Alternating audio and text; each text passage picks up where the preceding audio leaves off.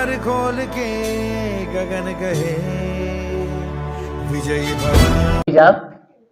Triangle मतलब कि त्रिभुज की विशेषताएं। तो आप लोग ट्रायंगलों के बारे में जानते हैं कि जैसे कि साइड के अनुसार 3 प्रकार के ट्रायंगल होते हैं और एंगल के अनुसार 3 प्रकार के ट्रायंगल होते हैं। साइड के अनुसार 3 गो ट्रायंगल होते हैं, कौन कौन? तो पहला इक्विलेटरल ट्रायंगल है समबाहु त्रिभुज, दूसरा है आइसोसेलेस ट्रायंगल विषम बाहु त्रिभुज और तीसरा है स्केलन ट्रायंगल विषम का आइसोसेलेस ट्रायंगल समद्विबाहु त्रिभुज कहते हैं। क्या कहते हैं? आइसोसेलेस ट्रायंगल जिसकी 2 भुजाएं बराबर हो उसे हम लोग आइसोसेलेस ट्रायंगल कहते हैं। हिंदी में उसको समद्विबाहु त्रिभुज, ठीक है ना, मतलब कि जिस त्रिभुज के 2 भुजाएं क्या हो बराबर हो। और स्केलन ट्रायंगल जिसकी कोई भी भुजा बराबर ना हो, सभी भुजाएं क्या हो अलग अलग हो, उसको विषम बाहु त्रिभुज कहते हैं। फिर एंगल के अनुसार एक्यूट एंगल ट्रायंगल होता है। क्या होता है? Acute angle triangle. तो एक्यूट एंगल ट्रायंगल न्यून कोण त्रिभुज, कौन सा? न्यून कोण त्रिभुज। उसके बाद कौन है जी? राइट एंगल ट्रायंगल समकोण त्रिभुज। और तो हम ऐसे ही बता दे रहे हैं, देखिए मान लीजिए कि ये साइन दिया है, एक एक बार सभी साइडों पे लाइन खींचे हैं ना, यानी कि ये इंडिकेट कर रहा है ये वाला लाइन कि इस साइड के सभी भुजाएं क्या हैं, इस ट्रायंगल के सभी भुजाएं साइड इक्वल है। क्या है? तो इस ट्रायंगल को क्या कहेंगे? तुम बताओ। हाँ, इसकी सभी भुजाएं बराबर हैं तो इसको क्या कहेंगे? है क्या कह लीजिए? बट समबाहु त्रिभुज। क्या कहेंगे? इक्विलेटरल ट्रायंगल समबाहु त्रिभुज, ठीक है ना। अब यही में गौड़ा कर लो भैया, समबाहु त्रिभुज, ठीक है ना। फिर आएगा एक जिसकी केवल क्या हो 2 साइड बराबर हो, जिसकी 2 भुजाएं क्या हो, ये वाला एगो एगो इस पर 2 गो। अब लग रहा है अलग, ये दोनों एक बराबर है और ये अलग है, इसको कौन सा ट्रायंगल कहेंगे? समद्विबाहु, समद्विबाहु। इसको आइसोसेलेस ट्रायंगल कहेंगे हम लोग, समद्विबाहु त्रिभुज। आ रहा है बात समझ में? समद्विबाहु त्रिभुज। इसके बाद एक ऐसा आएगा जिसकी कोई भी भुजाएं बराबर नहीं होती हैं, सभी भुजाएं डिफरेंट होंगी, इसको विषम बाहु त्रिभुज क्या कहेंगे?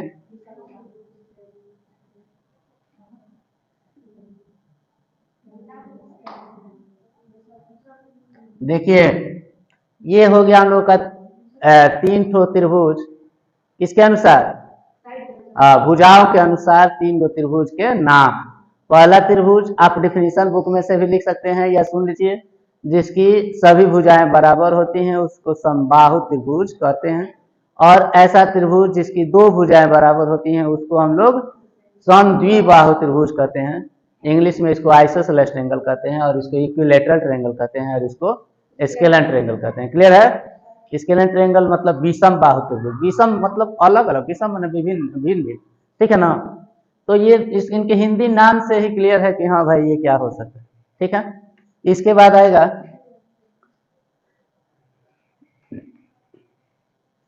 मिटा देना। देखिए अब मान लीजिए कि हमारे पास एक ऐसा ट्रायंगल है जो जिसकी कोई भी एंगल, जिसके कोई भी एंगल, ये तीनों में से कितने एंगल होते हैं? कोण, एक त्रिभुज में कितने कोण? 3 और 3 गो भुजा, तो भुजा के अनुसार क्लियर है। और कहाँ देख रहे हो? अब यहाँ पे एंगल के अनुसार हम लोगों को ट्रायंगलों के नाम लिखना है। तो जिसका कोई भी कोण क्या हो 90 डिग्री से क्या होना चाहिए? कम होना चाहिए। ये सारे एंगल्स, सभी एंगल्स जो हैं क्या है लेस देन 90 डिग्री। समझ में आ रहा है? ऑल एंगल्स, ये एंगल्स लिखने का मतलब क्या? ऑल एंगल्स है लेस देन, बड़ा का चिन्ह 90 की तरफ है, यानी कि सारे एंगल्स क्या है 90 डिग्री से कम है, ऐसे एंगल को हम लोग एक्यूट एंगल ट्रायंगल कहते हैं, ठीक है ना। इसके बाद एक और देख लीजिए, एक ट्रायंगल बनाते हैं हम लोग जिसमें एक भुजा कम से कम एक वो एंगल, एक भुजा नहीं एक एंगल, कम से कम एक एंगल, कोई भी एक एंगल, एक ट्रायंगल में एक ही एंगल 90 डिग्री का हो सकता है, दूसरा नहीं। कैसे कि मान लीजिए कोई पूछे कि एक ट्रायंगल में कितने राइट एंगल हो सकते हैं, कितने 90 डिग्री के एंगल हो सकते हैं, तो आप दो का भी नहीं कहेंगे। मान लीजिए कि इसको दो मैंने दो को के 90 मान लिए, तो दो ठो ही एंगल मिलके 180 हो गया, तो तीसरे एंगल के लिए क्या बचा है, कुछ बच रहा है। इसलिए एक ट्रायंगल में एक ही राइट एंगल होता है, याद रखेंगे ना।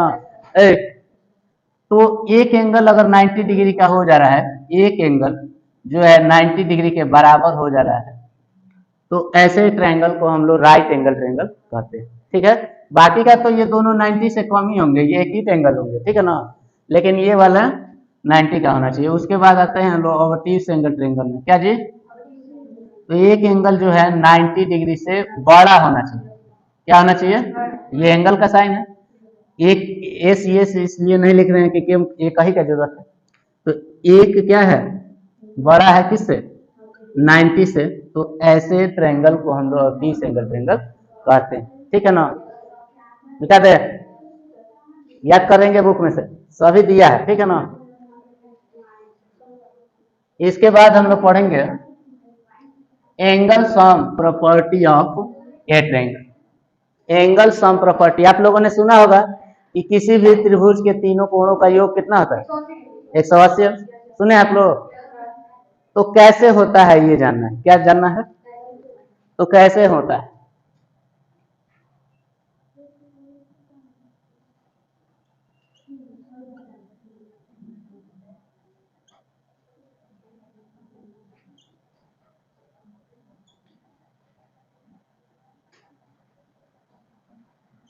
ट्रायंगल एंगल सम होगा, angle sum property of triangle. ठीक है, तो अब हमको देखना है कि कैसे होता है। देखिए थोड़ा कि किसी भी ट्रायंगल के तीनों एंगलों का सम 180 डिग्री कैसे होता है। होता तो है हम लोग जानते हैं, लेकिन कैसे होता है ना जी। तो सबसे पहले हम लोग एक ट्रायंगल बना लेंगे, इसका नाम भी लिख लेंगे ए बी सी। ठीक है ना, आप लोग पैरेलल लाइन पढ़े हैं, तो पैरेलल लाइन हम लोग पहले पढ़ चुके हैं कि दो लाइनें आपस में पैरेलल होती हैं, तो उनको जब एक ट्रांसवर्सल काटता है, थोड़ा सा यही यूज है, तो ट्रांसवर्सल इसको टी कहते हैं, ये लाइन का नाम एल रख देंगे, इसका नाम एम रख।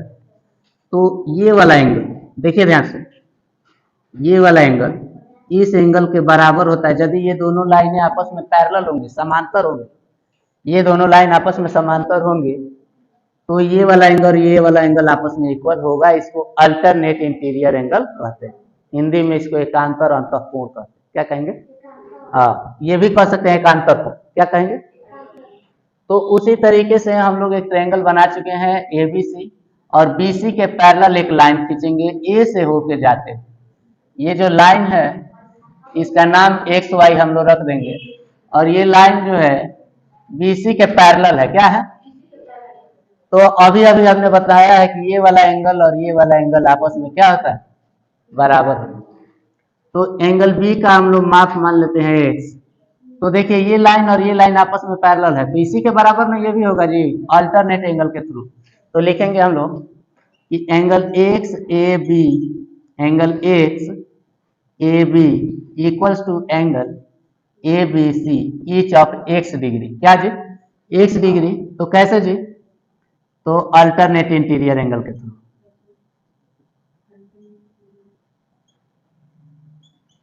अल्टरनेट इंटीरियर एंगल से ये वाला एंगल सेम टू सेम है कि नहीं जी, तो ये वाला एक्स है तो ये भी क्या हो जाए। उसी तरीके से angle Y A C equals to angle A C B equals to Y degree, इसको हम लोग वाई डिग्री मानेंगे, तो ये भी वाई डिग्री ही होगा। सेम चीज सिचुएशन, अल्टरनेट इंटीरियर एंगल से अगर दो लाइनें पैरेलल हैं, तो अगर लाइन मान लीजिए कि ट्रांसवर्सल ऐसे भी खींची जा सकती है, तो ये वाला एंगल आपस में क्या होंगे, देखिए बोर्ड पे, तो ये अल्टरनेट इंटीरियर एंगल आपस में इक्वल होंगे जब ये दोनों लाइन पैरेलल होंगी। तो इसमें भी ये लाइन पैरेलल है, ये है, और ये ट्रांसवर्सल हो गया, तो अल्टरनेट इंटीरियर एंगल क्या होगा, इक्वल होगा। तो इस तरीके से हम लोग, हमारे पास इस एंगल के बराबर ये और इस एंगल के बराबर ये हो गया, और इसको हम लोग जेड मानते हैं। क्या मानेंगे, जेड। तो ये स्ट्रेट लाइन पर कितने डिग्री का एंगल बनता है? तो हम लोग अब लिखेंगे x plus Y plus Z degree बराबर 180 degree by linear pair of angle. Clear है? तो लीनियर पेयर ऑफ एंगल के थ्रू मतलब एक स्ट्रेट लाइन पे, सुन लीजिए, एक सीधी रेखा पे एक तरफ 180 डिग्री का कोण बनता है। कितना बनता है? 180 डिग्री का कोण बनता है। तो इसको हम लोग कहते हैं हिंदी में कोणों का रैखिक युग्म। क्या कहेंगे? कोणों के रैखिक युग्म के कारण स्ट्रेट लाइन पे 180 डिग्री का कोण यानी कि एक्स वाई प्लस जेड तीनों को जोड़ेंगे तो कितना आ जाएगा? 180 डिग्री। तो सिंस अब एक्स क्या है जी? तो एक्स तो इसमें भी है, ये स्ट्रेट लाइन के लिए है, और इसमें भी एक्स वाई तो है, और यही ना तीनों एंगल जोड़ना है हम लोग को। तो एक्स वाई जेड आ ही गया है, एक्स वाई को जोड़ने पे क्या हो गया है? तो लिखेंगे कि सिंस सम ऑफ ऑल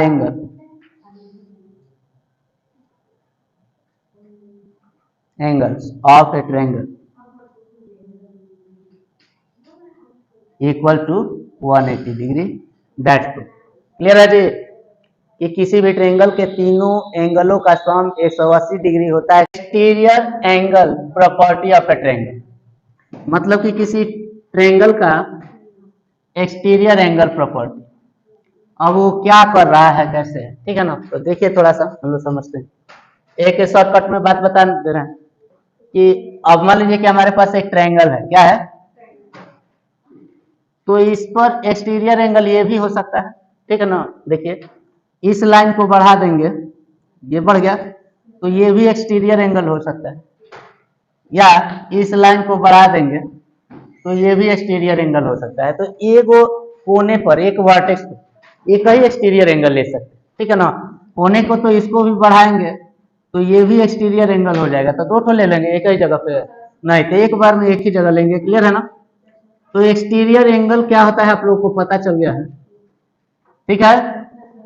अब इस ट्रायंगल का नाम हम लोग रखते हैं ए बी सी, इसको डी लिख देंगे। अब देखिए तो हमको प्रूफ करना है कि एंगल ए और एंगल बी इन दोनों के सम के बराबर ये वाला एंगल होता है, एंगल ये वाला एंगल ए सी डी होता है, ये प्रूफ करना। तो इनका नाम रखना, तो इसका ये एंगल 1 मान लेंगे, इसको 2 मान लेंगे, और इसको एंगल 4 मान लेंगे, और ये अंदर वाले को एंगल 3 मान लेंगे। तो देखिए तो इसका एक्सटीरियर एंगल इक्वल्स टू होता क्या? Exterior angle equals to sum of opposite interior angle. मतलब कि ये इसका अपोजिट इंटीरियर एंगल ये दोनों है, क्या है?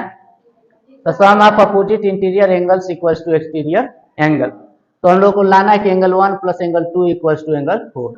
तो सबसे पहले हम लोग लिखेंगे कि we know that angle 1 plus angle 2 plus angle 3 equals to 180 degree. आप लोग जानते हैं? जानते हैं ना जी? क्या लिखेंगे?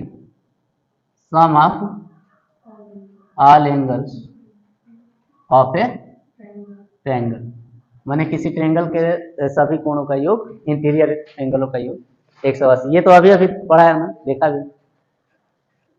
और हम लोग ये भी जानते हैं and angle 3 plus angle 4 equals to कितना? एंगल 3 और एंगल 4 इक्वल्स टू कितना? 180 डिग्री। कैसे जी? Linear pair of angle, linear pair of angle, इसको कोणों का रैखिक युग्म कहते हैं। और ये क्या है? सम ऑफ ऑल एंगल। ये तो बताएंगे कि किसी त्रिभुज के तीनों कोणों का योग कितना। ये इसमें कोई भूलने वाला बात नहीं है ना, इसमें भी नहीं है। स्ट्रेट लाइन पे हमेशा 180 डिग्री का कोण बनता है। तो अब देखिए इन तीनों को जोड़ने पर 180 आ रहा है, इन दोनों को जोड़ने पर 180 मतलब ये दोनों तो आपस में इक्वल है, यानी ये भी आपस में इक्वल होंगे। तो लिखेंगे कि सिंस लिख देंगे। अब angle 1 plus angle 2 plus angle equals to angle 3 plus angle 4। अब देखिए ये वाला जो 3 एंगल है इधर आएगा तो माइनस हो जाएगा ना, तो प्लस एंगल 3 या माइनस एंगल 3 से कट जाएगा, तो हम लोग का बच जाएगा कि एंगल 1 प्लस एंगल 2 बराबर होगा एंगल 4 के, दैट्स प्रूव, यही लाना था। इसी तरीके से आप चाहेंगे तो यहाँ का भी कहीं का भी एक्सटीरियर एंगल, मान लीजिए कि हम लोग के पास ये निकालना है, तो ये 1 है, ये 3 है और ये 2 है, इसको 5 मान लेते हैं, मान लीजिए 4 तो इधर था, तो ये जो 5 है तो 1 और 3 के सम के बराबर 5 होगा, ठीक है ना। अब ये 5 का एंगल, ये एक्सटीरियर एंगल, तो इस एक्सटीरियर एंगल का अपोजिट इंटीरियर एंगल कौन है, 1 और 3 है, तो इन दोनों के सम के बराबर 5 होगा। क्लियर है? मतलब कि किसी भी एक्सटीरियर एंगल का exterior angle opposite interior angle के सम के बराबर है। तो किसी ट्रायंगल में क्या इनइक्वालिटी, तो इसका नाम ये BC रखते हैं, इस साइड का नाम A रख देंगे, इसका B और इसका, तो इसका मतलब यही है कि A side A plus side B, मतलब A और B को जब हम ऐड करेंगे, साइड को एंगल का बात नहीं हो रहा है, साइड को A और B को जब ऐड करेंगे तो एंगल C से ये बड़ा हो, याद रहेगा। मतलब तीसरा साइड कोई भी हो, बड़ा हो छोटा हो, सुना ना, तो इन दोनों का सम, मतलब इस साइड को और इस साइड को आप जोड़ दे रहे हैं तो इससे बड़ा होगा हमेशा, बराबर भी नहीं होगा, सुने ना, बराबर भी नहीं होगा। इसी तरीके से B या प्लस C कर दे रहे हैं तो ग्रेटर देन A, ठीक है ना, और A plus C is greater than B। Clear है कि मतलब किसी भी दो साइडों को आप जोड़ देते हैं तो तीसरे साइड से क्या हो जाएगा, बड़ा। The sum of two side is always greater than the third side, ठीक है ना। तो लिखेंगे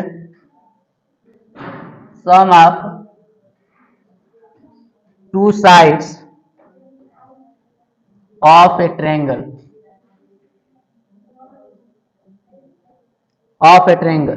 is greater than the third side।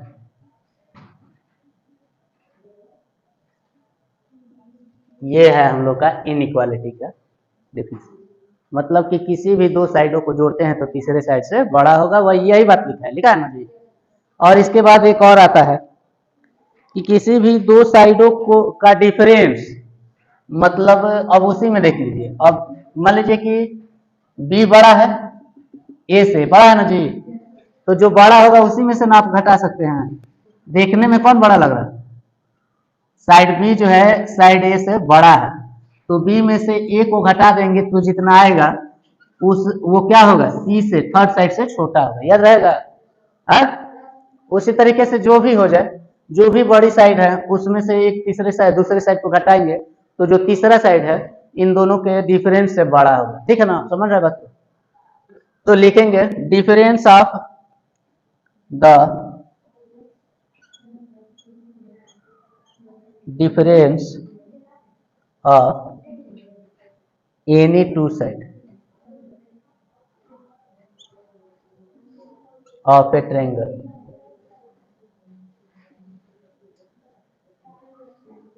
is less than the third side।